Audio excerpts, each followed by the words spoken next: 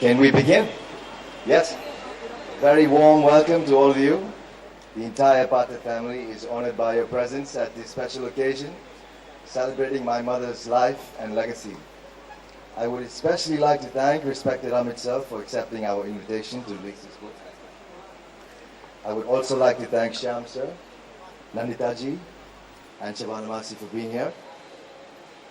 And this day was made possible by Maithili ji, who wrote this book with great care and research. Thank you, Maithili ji, for this enduring gift. And a huge thanks to Shantanu for publishing this book. Even though I never had the fortune to know my mother throughout my life, I have got to know and understand her through the body of her work. And through my grandparents, especially my grandmother, who is not with us today. I miss her every single day. My mother will always be a great role model for me. She will continue to inspire me to be a better actor and, more importantly, a better human being. This celebration affirms my profound pride in being her son. It is a special privilege to be celebrating her life and her legacy amidst all of you. Thank you for being with me and my family.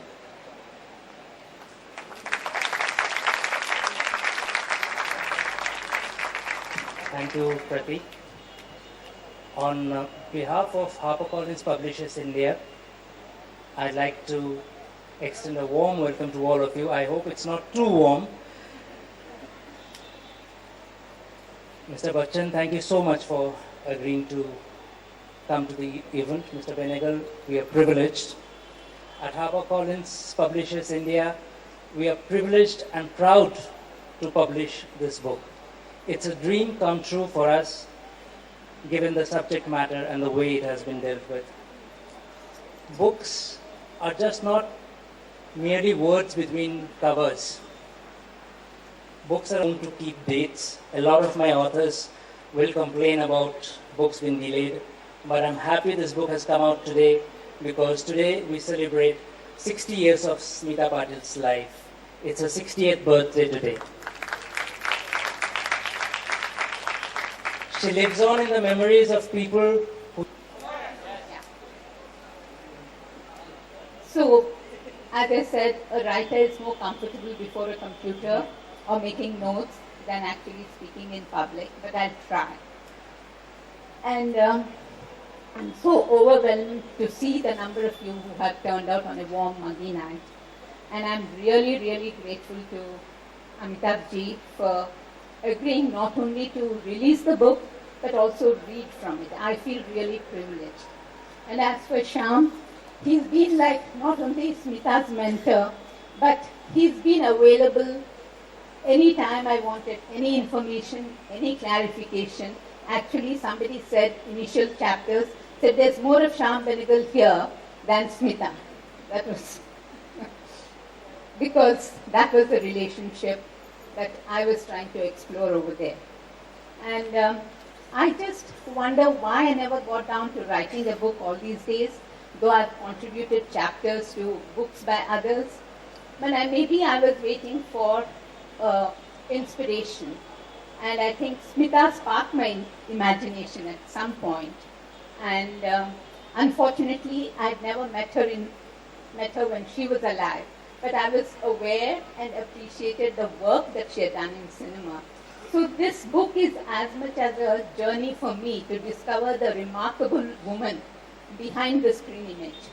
And to help me along the way, there's been her family, Anita, Mr. Patil, and years ago, the late her mother, Vidyatai. They have been so generous with their time and their memories to, fill out my knowledge of Smita the person.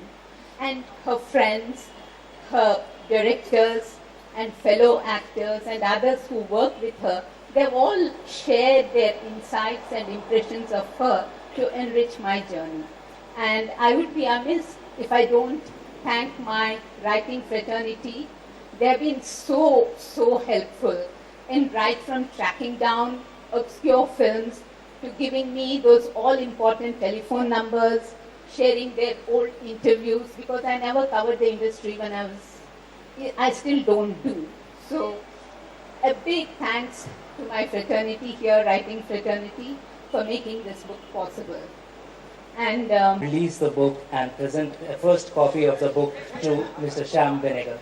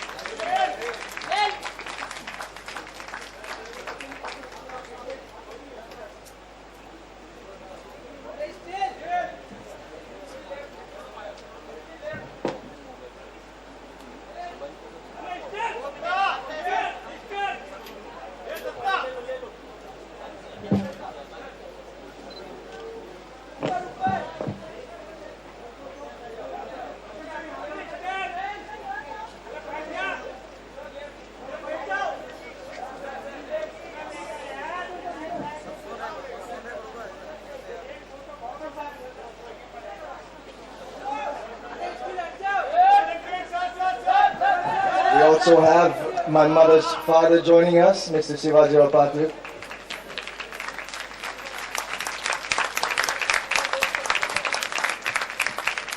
I'd like to request Mr. Bachchan to present a copy of the book to Mr. Shivaji Patil.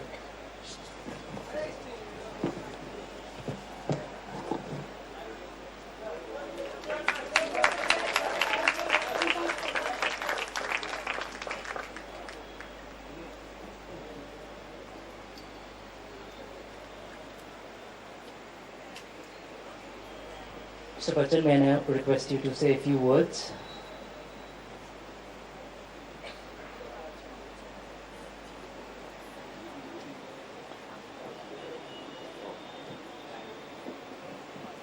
Shyamji, Maithili, distinguished guests, ladies and gentlemen.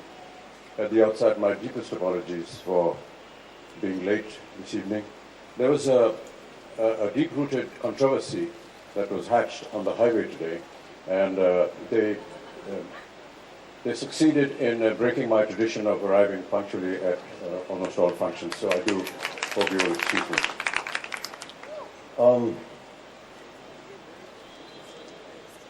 I always fall short of words whenever I have to speak about Smita and association with me and with the industry.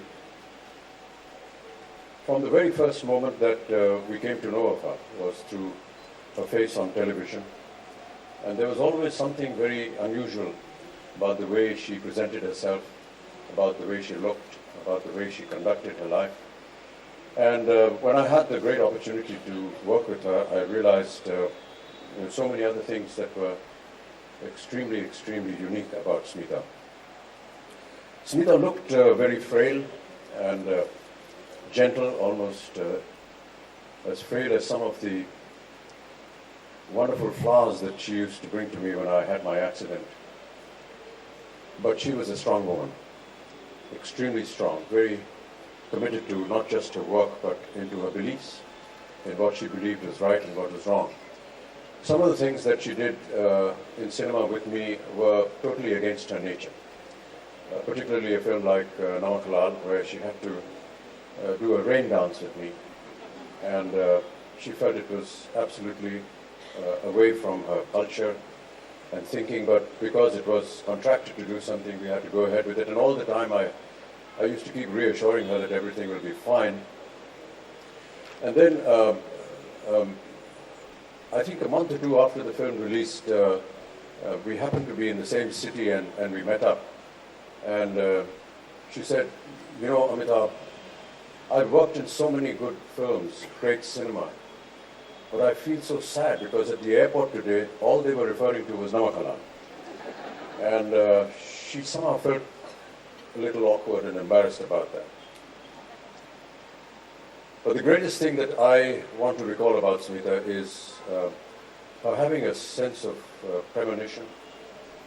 She was a dear friend of mine. We worked together in some very important films. But other than meeting her on sets, I never really had a social equation with her. And so when I was shooting for my film Coolie in Bangalore, one night, very late, almost 2 o'clock in the morning, the hotel receptionist called and said, "Do you have a phone call, sir, and would you like to take it?" I said, "It's really late and I have to get up early." "Who is it?" They said, "It's Smita Patil." This was a shock to me because I had never ever spoken to her on the phone. Neither had she called nor I called her. And I felt that maybe, there's something wrong and I need to take this call, so I did. And she said, "Amitabh, are you all right?" I said, "Yes, why?" "No, I just had a very bad dream and I was thinking about you and I hope you keep healthy and I hope you keep well. And I just had to talk to you and tell you about this." So I said, "Oh, thank you, I'm doing fine and shooting's going on well." The next morning, I had my accident in Coolie. And I cannot but think of those moments when Smita had this premonition about something going wrong with me. I've read through some of the portions of this book, and I must congratulate you, Maithili, for really putting across the book in a great amount of elegance and in eloquence as well. There are portions which have been very deeply researched, and many of you who did not know her, as Maithili did not know her, she has put together something which will give an indication of who and what Smita Patil really was. I'm going to read a few portions of this book a little later, but these are some of the words that I remember today about Smita. She was ill during a time when I was about to travel to Mauritius, and I finished very late at night here at a concert and caught a flight to Mauritius, and when I reached Mauritius, she had left us. It will always be one of my most saddest moments, because she was not just a dear friend and colleague, but a great human being. Thank you, ladies and gentlemen. Thank you, Mr. Bachchan. Mr. Benegal, a few words from you.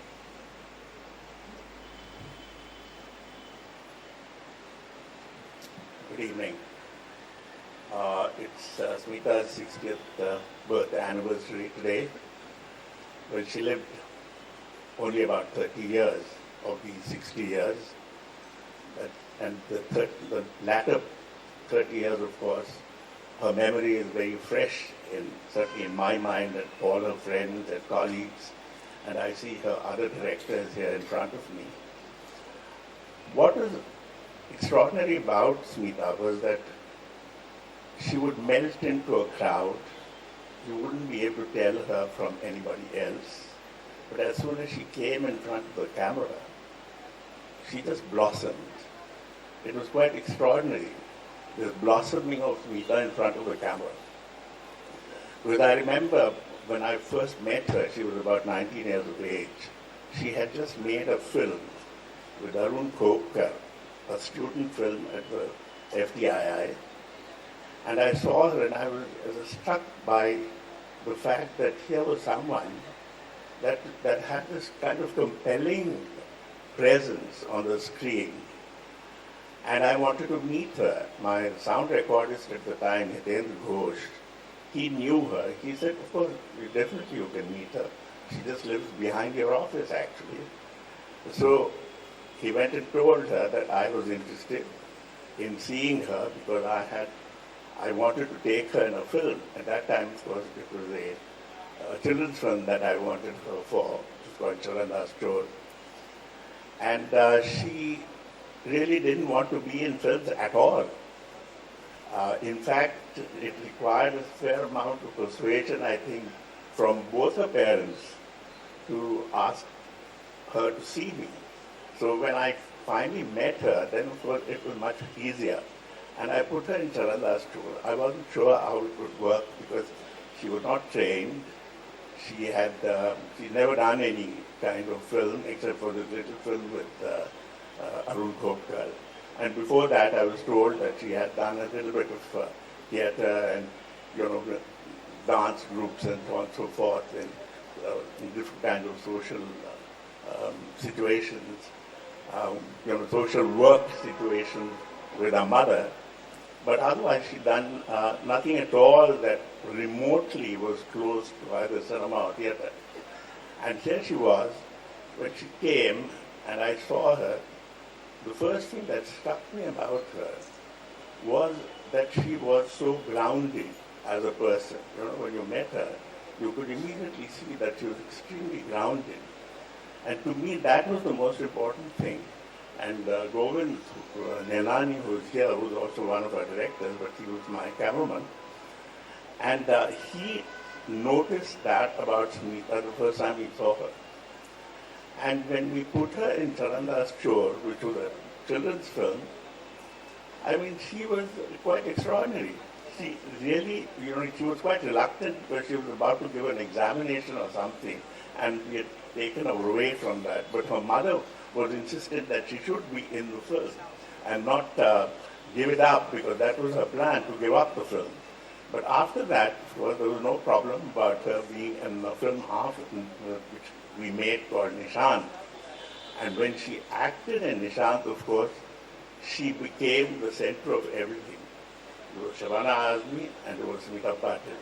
And both of them were in that film together, and it was pure electricity that went on there. Not always. Sometimes it would also short circuit, I think. Shabana is here. And these were some of those early problems, but eventually they got along extremely well together. And she gave a very good performance in Nishan, just as much as Shabana gave an extraordinary performance in that film.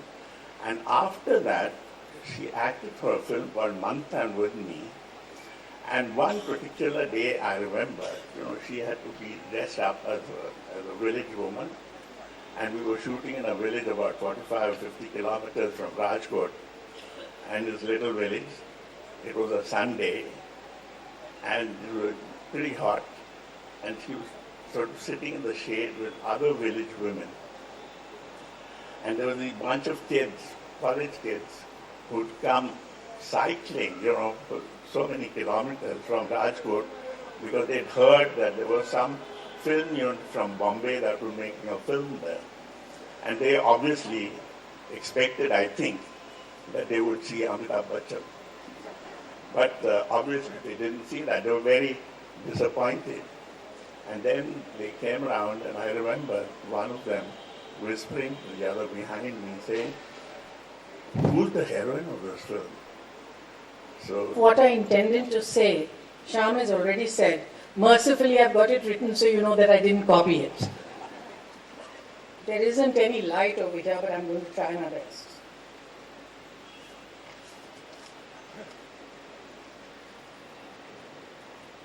I first set eyes on her in a diploma film of FTII directed by Arun Khokar. I think it was called Tivra Madhyam. There was a long shot in which she was playing the Tanpura. I was struck by her raw beauty and the stillness she exuded. She was born for the camera. It lingered over her face, and she held it captive without the slightest effort. Several years later, I met Smita Patil on the sets of Shyam Benegal's Nishan.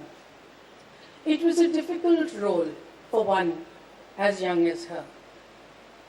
In the film, her husband, Nasiruddin Shah, falls in love with my character, Sushila, kidnaps her and brings her home. And you had these silent shots of Smita, hurt, resentment, anger, jealousy, and yet unable to see anything because she was trapped in a feudal structure.